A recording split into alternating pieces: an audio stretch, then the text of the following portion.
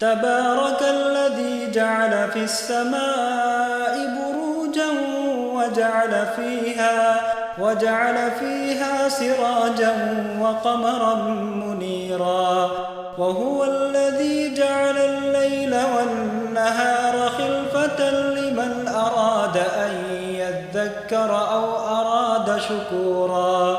وعباد الرحمن الذين يمشون على الأرض هونا وإذا خاطبهم الجاهلون قالوا سلاما والذين يبيتون لربهم سجدا وقياما والذين يقولون ربنا اصرف عنا عذاب جهنم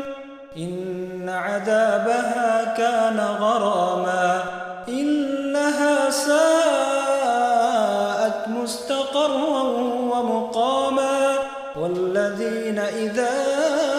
أنفقوا لم يسرفوا ولم يقتروا وكان بين ذلك قواما والذين لا يدعون مع الله إلها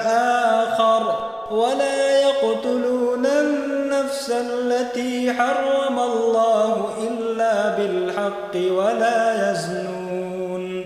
ومن يفعل ذلك يلقى أثاما يضاعف له العذاب يوم القيامة ويخلد فيه مهانا إلا من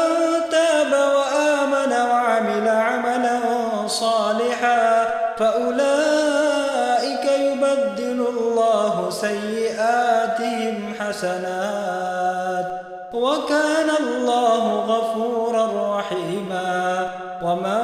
تاب وعمل صالحا فإنه يتوب إلى الله متابا.